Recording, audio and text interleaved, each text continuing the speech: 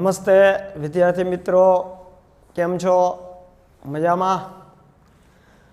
તો આવીએ આજે ટૂંકા દાખલાનો છેલ્લો પોઈન્ટ, મેનેજર કે ભાગીદારનું કમિશન. છેલ્લા લેક્ચરમાં આપણે બે સૂત્રો બનાવ્યા. પહેલું સૂત્ર નફો ગણ્યા કમિશન ગણ્યા પહેલાના નફા ઉપર, અને બીજું સૂત્ર કમિશન ગણ્યા પછી વધતા નફા ઉપર. બે સૂત્ર છે. હજુ એ બે સૂત્ર ગોખતા નહીં, આપણે દાખલામાં જોઈ અને એવું સૂત્ર સમજાવતો જાઓ. પ્રથમ આપણે ભાગીદારના કમિશનની વાત કરી. જો એક દાખલો લઈએ. એ અને બી એક ભાગીદાર પેઢીના ભાગીદારો છે.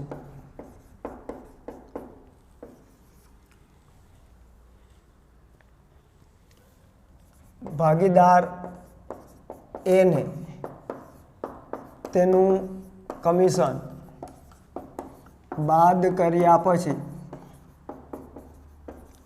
વધતા નફા પર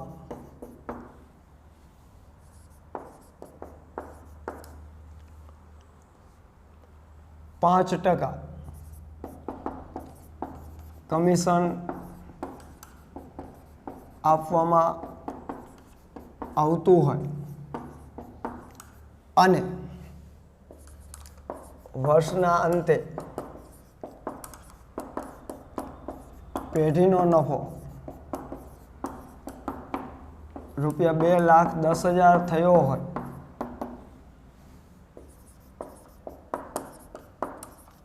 તો ભાગીદાર એના કમિશન ગણતરી કરો.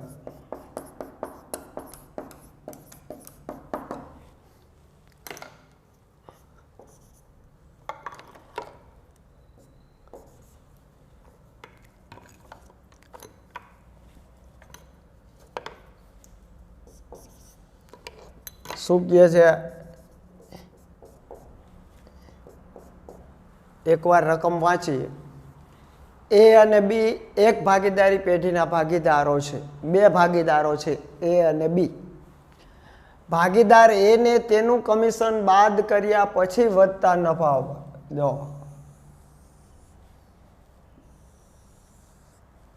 છે, તેનું કમિશન બાદ કર્યા પછી વધતા નફા પર. તો કમિશન બાદ કર્યા પછી નફા ઉપર 5% છે. તો બીજું સૂત્ર આવશે. સાથે જો પેઢીનો નફો આપ્યો છે, વર્ષના અંતે પેઢીનો નફો 2,10,000 થયો હોય તો ભાગીદાર એના કમિશનની ગણતરી કરો. છે પેઢીનો નફો છે, તેનું કમિશન બાદ કર્યા પછી વધતા નફા ઉપર કમિશન. તો કમિશન ગણવા માટે સીધું બીજું સૂત્ર લઈ લેવાનું. ચાલ, ભાગીદાર એનું કમિશન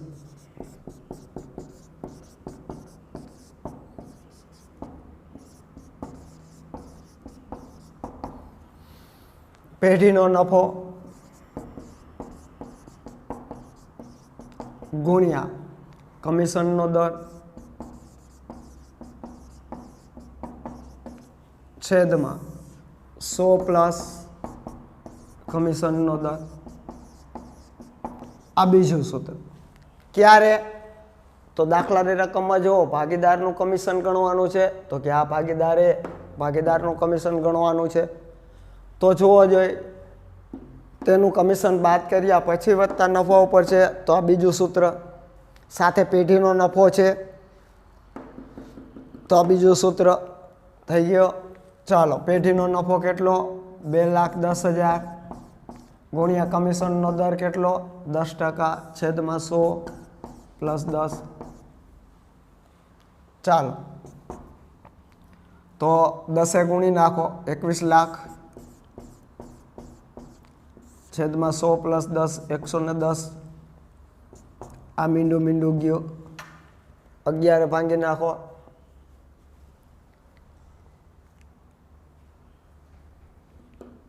11 એકા 11, 21 ભાગ્યા 11.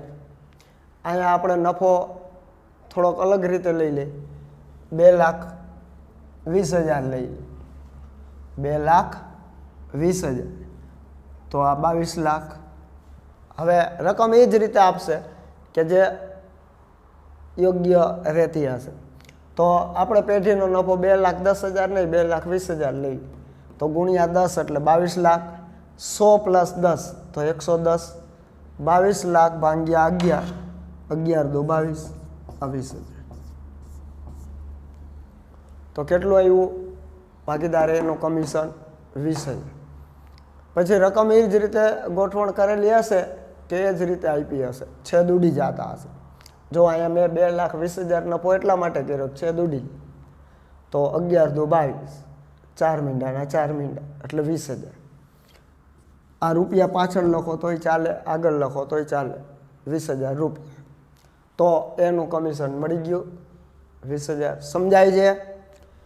પેઢીનો નફો આપ્યો હોય અને એમ કીધું હોય કે તેનું કમિશન બાદ કર્યા પછી વધતા નફા ઉપર 5% કમિશન, તો આ સૂત્ર બીજું.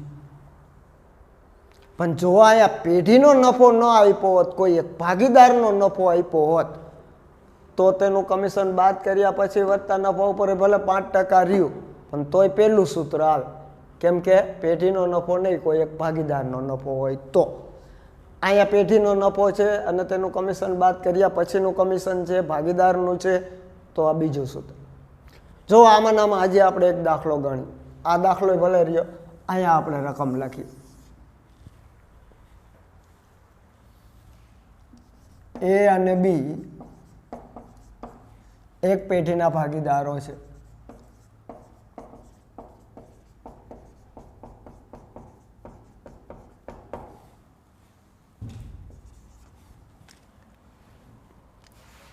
બી ને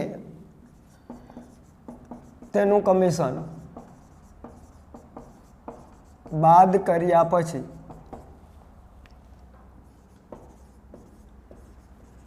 વધતા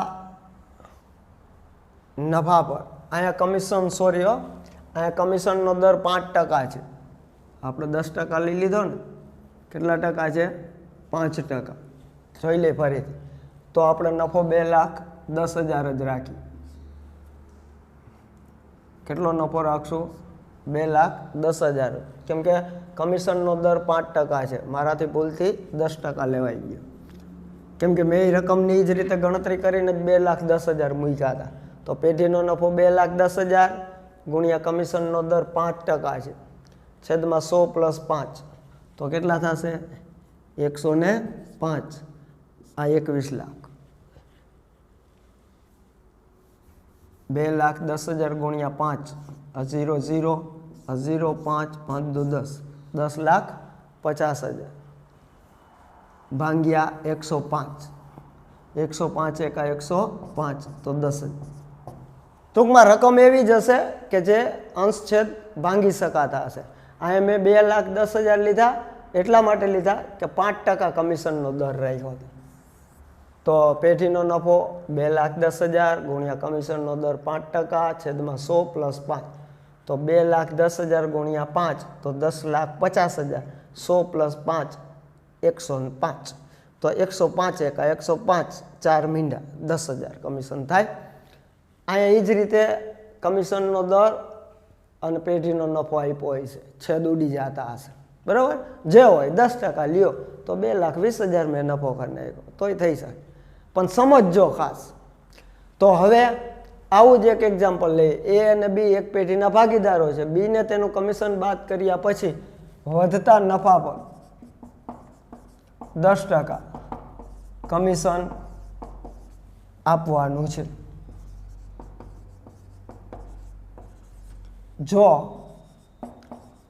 વર્ષના અંતે પેઢીનો નફો રૂપિયા 2,20,000 હોય તો ભાગીદાર બીને મળતી કુલ રકમ શોધ.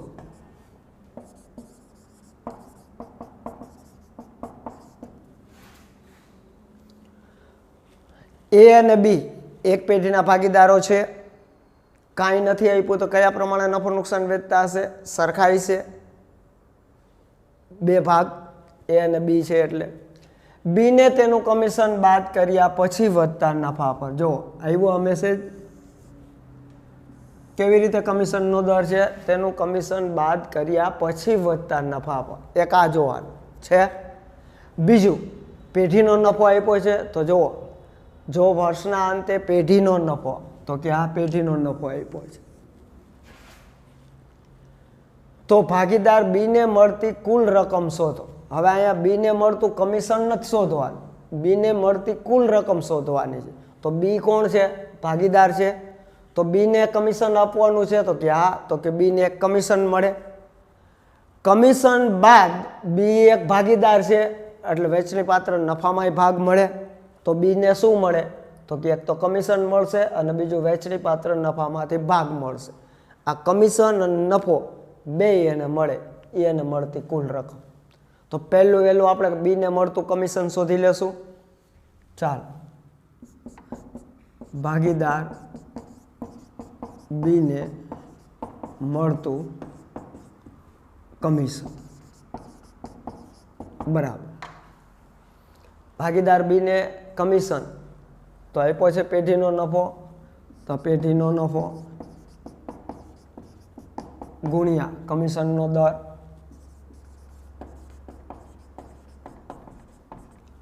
છેદમાં 100 પ્લસ કમિશનનો દર છે. ક્યારે બીજું સૂત્ર લેવાનું? તો કે દાખલાની રકમમાં પેઢીનો નફો આપ્યો હોય અને એનું કમિશન બાદ કર્યા પછી વધતા નફા ઉપર કમિશનનો દર હોય તો આ સૂત્ર.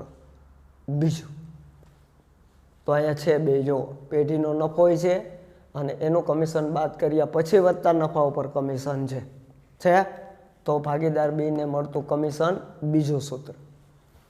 ચાલો, પેઢીનો નફો 2 લાખ 20,000 ગુણ્યા કમિશનનો દર 10% છેદમાં 100 પ્લસ 10 આ 22 લાખ ભાગ્યા 110 તો રૂપિયા. આ મીંડું ગયું 11 દુ 22, આ 4 મીંડાના 4 મીંડા તો 20,000 રૂપિયા કમિશન મળે.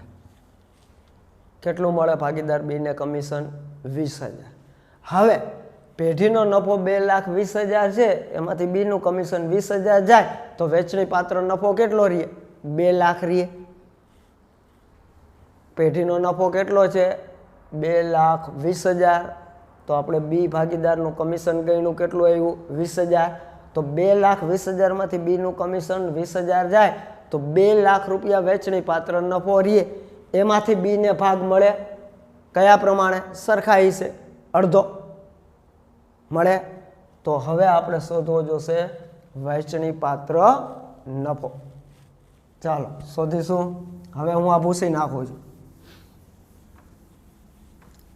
વહેંચણી પાત્ર નફો એટલે પેઢીનો નફો, એમાંથી બીનું કમિશન બાદ કરી નાખો એટલે વહેંચણી પાત્ર નફો મળે. જો શોધીએ આ બીજો પોઈન્ટ, વહેંચણી પાત્ર નફો બરાબર. ચાલો, પેઢીનો નફો માઇનસ બીનું કમિશન. તો પેઢીનો નફો રૂપિયા 2,20,000, એમાંથી માઇનસ બીનું કમિશન રૂપિયા 20,000 તો વેચણી પાત્ર નફો રૂપિયા 2 લાખ. આ વેચણી પાત્ર નફો આવી ગયો. હવે આ નફામાંથી ભાગ મળે બીને, કેમ કે બી ભાગીદાર છે એટલે બીને નફામાં ભાગ મળશે. કયા પ્રમાણમાં નફો નુકસાન વેચે છે? તો કાંઈ નથી આપ્યું, તો સરખા પ્રમાણે 1:1 એટલે અડધો અડધો. તો હવે બીને મળતો વહેંચણી પાત્ર નફો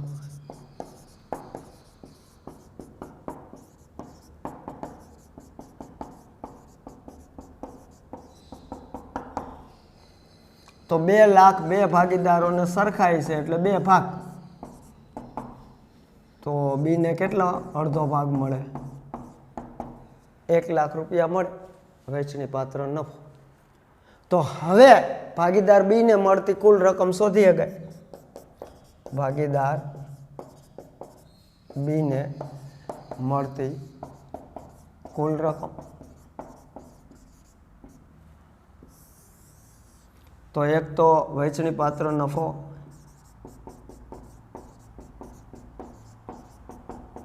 રૂપિયા 1 લાખ પ્લસ કમિશન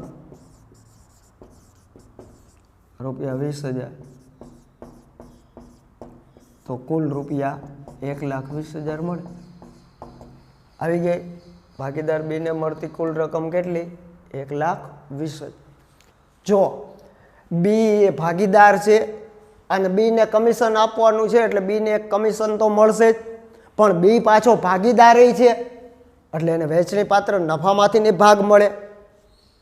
નફો નુકસાન વહેંચણીનું પ્રમાણ નથી આપ્યું તો સરખા હિસ્સે એટલે 1:1. આ જો 1:1 તો બીનું છૂટું પાડો છે 1/, જેમનો સરવાળો 2 તો 1/2. તો 2 લાખના 1/2 આવ્યા ભાગ્યા 2 તો કેટલા? 1 લાખ મળશે. તો ભાગીદાર બી છે એટલે એને એક તો કમિશન આપવાનું છે તો સ્પષ્ટ કીધું જ છે, ઉપરાંત એ ભાગીદાર છે એટલે વહેંચણી પાત્ર નફામાંથી એને ભાગ મળે. તો વહેંચણી પાત્ર નફો જોશે તો આપણે બીનું કમિશન શોધ્યું તો એ 20,000 આવ્યું. હવે 20,000 બીનું કમિશન છે તો પેઢીનો નફો 2,20,000 છે, એમાંથી બીનું કમિશન 20,000 જાય તો પાછળ વહેંચણી પાત્ર નફો 2 લાખ વધે. એ 2 લાખ વહેંચણી પાત્ર નફોમાંથી બીનો ભાગ મળે અડધો એટલે ભાગ્યા 2 તો 1 લાખ. તો હવે બીને મળતી કુલ રકમ કેટલી થઈ? તો કે વહેંચણી પાત્ર નફો 1 લાખ પ્લસ કમિશન 20,000. તો બીને કુલ કેટલા મળે? 1,20,000 મળે. અને છેલ્લે જવાબ એ દઈ દેવાનો. આમ ભાગીદાર બીને કુલ રૂપિયા 1,20,000 મળશે. સમજાઈ ગયો? તો આ ભાગીદારનું કમિશન, તેનું કમિશન બાદ કર્યા પછી વધતા નફા ઉપર નેક્સ્ટ લેક્ચરમાં આપણે લઈ લેશું એનું કમિશન કઈ રીતે, એનું કમિશન બાદ કર્યા પહેલાંના નફા ઉપર, આ પછીના નફા. બરાબર? તો નેક્સ્ટ લેક્ચરમાં મળીશું. ત્યાં સુધી રજા આપશો.